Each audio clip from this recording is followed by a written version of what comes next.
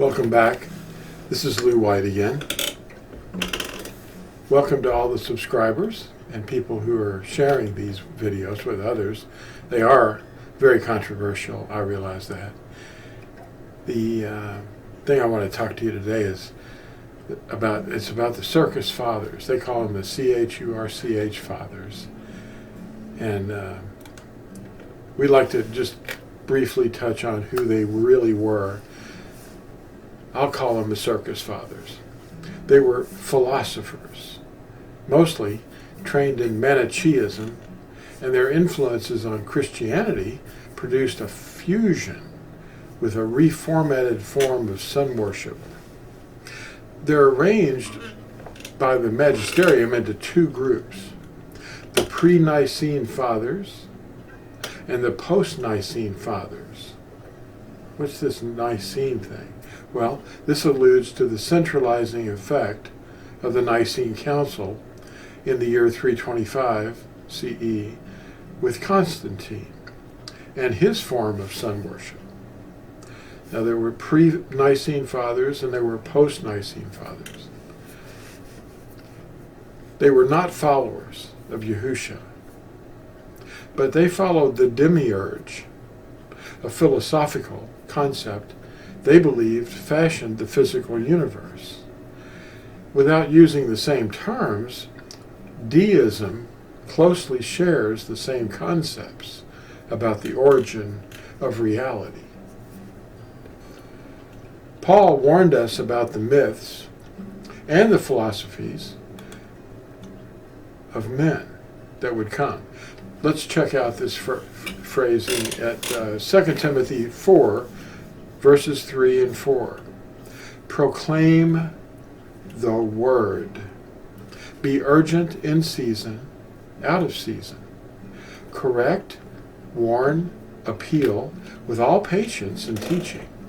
For there shall be a time when they shall not bear sound teaching, but according to their own desires they shall heap up for themselves teachers, tickling the ear. And they shall indeed turn their ears away from the truth and be turned aside to myths.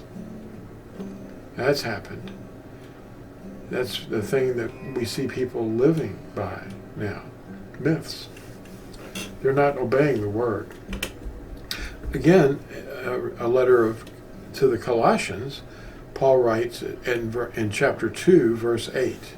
Colossians 2, verse 8. Quote, "See to it that no one makes a prey of you through philosophy and empty deceit, according to the tradition of men, according to the elementary things of the world, and not according to Mashiach." Unquote.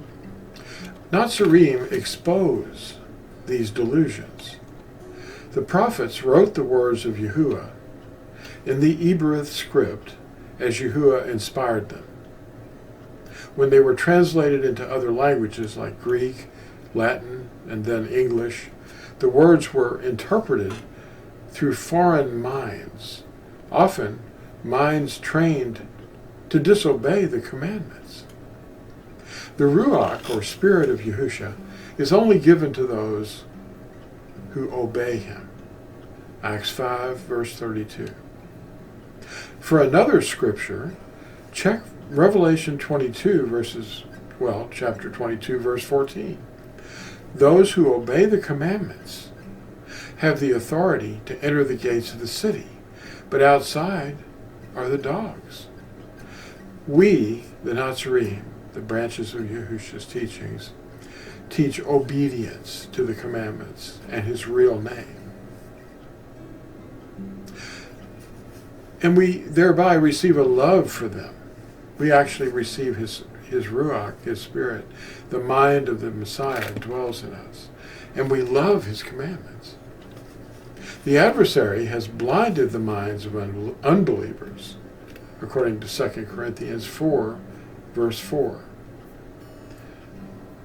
Now, let me say that again.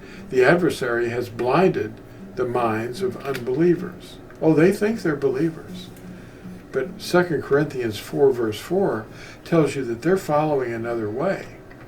Look into what the Natsarim believe and how we live as salt among the worldly people programmed in the fertility practices taught by the great harlot, Babel. We're crying out Yahusha's words, or he is, through our vessels and his ministry of restoration, actually. He's restoring us to favor through his work in his last Natsarim. And we're saying his words. Come out of her, my people. Thank you for watching. And we'll see you in the next exciting video.